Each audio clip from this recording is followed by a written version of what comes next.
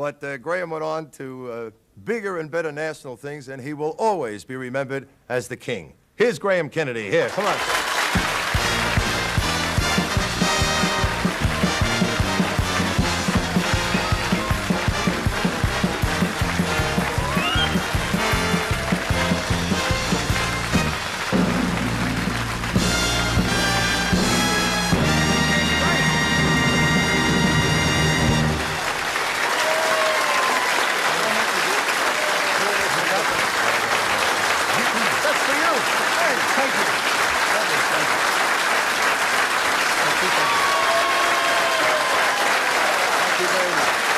Listen, Don, hang on. See, that's the secret, I think, once a year. Thank you very much. That's very sweet. Thank you. Don, while you were doing the opening, some more messages have come in. Wires. Oh, some more. Bob Hawke wants to be in a picture with you before you go. Right, he said. yes, right. Yes. My producers rang who did the odd angry shot, and they want us to co-star in a film called The Big Tall Angry Yank. Right. Here's a nice one. Look on the bright side. You had 8 years, 4 months, and 2 weeks longer at it than I did. And signed Ted Hamilton. Right. And they're coming in. The board is jammed. Yes, is it? Yes, yes. They keep rolling in like this. You know, it's amazing. And Barry Crocker wants to buy all your old clothes, if that's right. Yes. How about that? Looking at that videotape, is that something or not? I think that's amazing. I didn't know I could reach those kind of notes, Don. I didn't realize, I swear to you, till this very minute, looking at that tape, that you took the high note on the end of that. I did. Yes, I amazing. did. I remember us walking, pardon the expression, nothing to read into anything here, but we were walking arm in arm one night, slightly tipsy through the streets of Melbourne, singing that song. I think we did. Yes, we did. How could it have been, though, that you were tipsy? Because you were a very bad influence in those early days. Did you have a sip in those days? Yes, sometimes, yes. I don't remember that. I really don't. Tell me about, you just did a movie called Stanley. Oh, yes, I did do Sounds like a Jerry Lewis movie to me. Stanley. Oh, I wish it was a Jerry Lewis movie. It's not? No, it's not. I'm in this one. I can't actually rave about it. Although the producer has some figures, you know, they don't just put a film on anymore. Mm-hmm. It gets market tested, and they play it to an audience very similar to this one, or not as nice.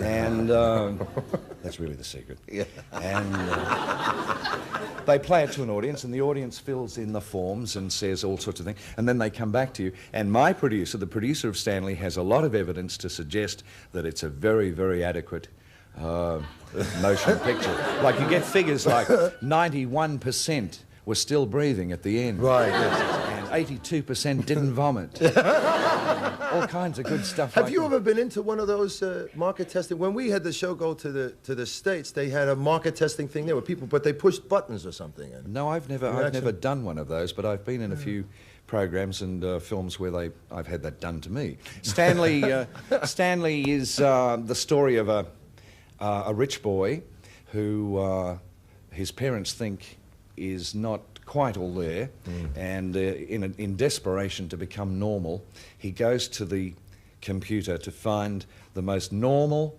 family in Australia, and the information comes out, the Norris family, and that's us. I'm Norm Norris, my wife is Doris, and we have a son, Morris. Morris Norris. Doris Norris, Norm Norris, and a girl called Patty. I don't know how she got it. So he comes and lives with us. Stanley, played by Peter Bensley, comes and stays with us. Wasn't there supposed to be somebody else play that? I thought I read publicity. Originally it was to be Tom Conti, and then it became Peter. Right. And he comes to live with us and finds out that the Norris family is anything else but normal. I see. I won't to go into it further, Don. Don't we have a clip of would this? be to make sure that no one went. Right. No. We do have a clip. Please don't applaud. Do you hate that when people bring on their clips and it's not very good, or I mean it doesn't mean too much because you can't get very much through in the time given to you on a television show, and at the end the audience go wild, and don't do that. What is the clip about? Are we going to look? Do you know what the clip is? Oh yes. Yes, Stanley has come to live with the Norrises, and I've told him I'm a bit of a No, to tell you that would be wrong too. Is that... I'm a bit... You did do this movie, didn't you? Yes. Yes, right. Yeah, right. I'm a little shaky in certain preferences. And I'm trying to talk Stanley into... I'm trying to give him some education of what to do when it comes to the opposite sex. Okay, it's Stanley. I don't know how Happy lost his head. Happy who? It wasn't me. Here. Oh, look. Look. Congratulations, Stan. Thanks, Norm. Man needs a car. Any knocks or rattles? She seems pretty smooth. Oh, it'd be lovely as a two-tone. Mauve and green, maybe. Good idea. I'll wash it for you, Stanley. $2.50. It's a deal. I'll wax and polish it for you for 10. Never mind about the car. It's time to grate the carrots. 2 for $1, Mum. And stand to the seats, lay back. Yes, they do, Norm. You'll be right with the girls now. All you need's the flowers and the chocolates. I always recommend roses.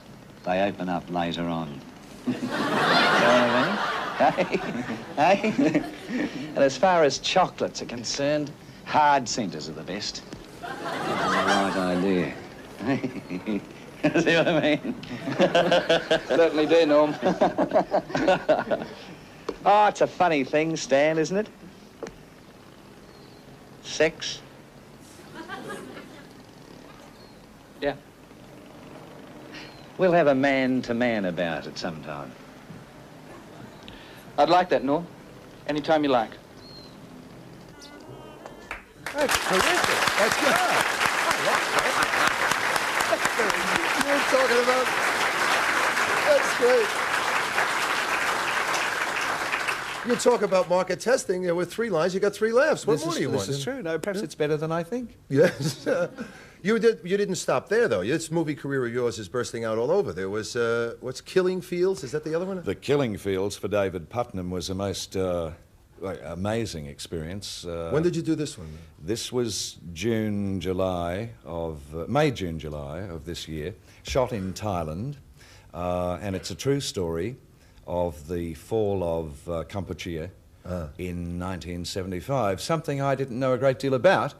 And it was very sad to do because, although it was immense and there were thousands of people, we used real Cambodian people who had escaped and gone to America after all this torture and these unspeakable atrocities, and were brought back, and they had to act it again in circumstances that were physically very similar to where it happened in the first place. So it was very upsetting for them to go through it, and of course upsetting for us to see them going through it. That's called The Killing Fields, and I think that's a release from Warner Brothers next year. You had some trouble with the scene in that or something, did they? They had to do something over and over again, which was a little revolting? I mean, I don't want to go into it in case I'm wrong. You don't even... I don't think we have time for that. There is a terrible moment in it for me, which was never in the script, but a lot of the stuff we did was never written. And when I got there to do it, I thought I was in 10 scenes. I eventually left after doing about 38 scenes. A lot of improvised stuff went in, but there was an awful moment when we're locked in the French embassy in Phnom Penh together with the other refugees, and we're running out of food. We've been living on boiled rice, and the Khmer Rouge arrive and deliver 2 dead pigs to us. And Bill Patterson, the actor, and I, who were in this scene as the army delivered it, which took 3 days to do. He said, "Is this lunch?" And I said, "I don't know whether it's lunch, it could be our future." Then we go upstairs to the refugees, we ask for 2 volunteers to come down and help us with the pigs, and then we cut the pigs up while it's raining. Now, in actual screen time, that could be a minute and a half. It took 6 days. And it was the most awful thing because we used the same dead pigs, you see. Oh, wonderful. That's terrific, yeah. And it wasn't with an axe like it said in the script. They gave me a little bayonet. So in order to do it, you've got to get fairly close to it. And this is the largest dead pig I've ever seen. And do you know what happens when you do that to a pig? A lot of things come out. not very nice things No. come out. And there I was for 5 days we did it. It was just terrible. It's funny, like you said, though, it's a minute and a half seat, and it takes you all that time. That's People right. never take it. Let's talk about here, okay? Your old stomping grounds here. Now, I'm leaving here now. This is my first time out of here. You've left here how many? 3 times. 3 times.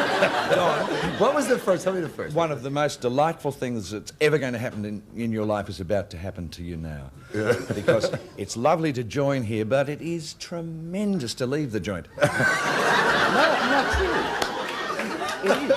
I've done it 3 times. In 1969, after 13 years, I left for a couple of years. Then I did the 72-73 season, left for another year, and then I did some of the 1975 season and left again. And it gets better each time, the leaving, I mean. Yeah, what, did they give you a big send-off the first time? I mean, First time was fascinating. There might be some viewers old enough to remember 13 years I had done, a lot of that 5 nights a week, and yes, they gave me a crown.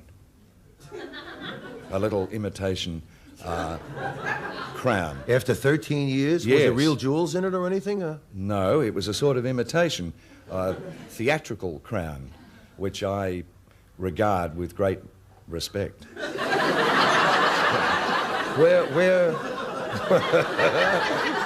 Where is it now? This In the lavatory. That's right.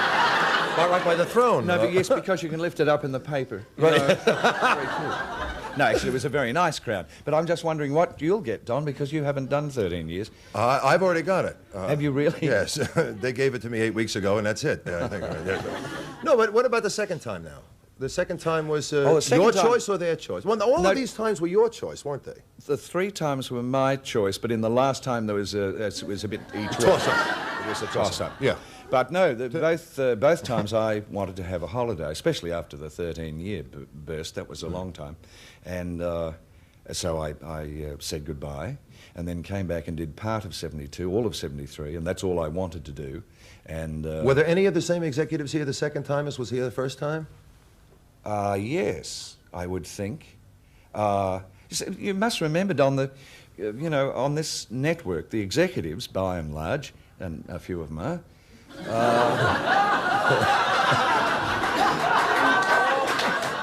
were a pretty nice group of people. It's the wives you've got to watch. All right. There's a couple of lady dogs there, I'll tell you. So we got. They're sort of giving me all sorts of funny signals here. But Should I go? No, not yet. Tell me about the crow call. Now, a lot of people think that you went off the air because of the crow call, and that's not the no, truth. no, that's You not didn't true. go. I mean, even No, though no. they named a building after you, you're the only one I ever know has a room named after your That's right, called the Ark. Ark. Yeah, That's right. right. Yeah. See how panicked everybody got now? That's it. Rosemary Margan was doing a Seedle commercial. It was going on as they were wont to do. And, Yes. and I used to do a little bird thing. I go underneath. And this night, and we'd done the crow before, but on this particular night, I don't know, perhaps I was closer, perhaps Colin Stevenson had finally conquered the audio business. Right. Yes. You've got the voice.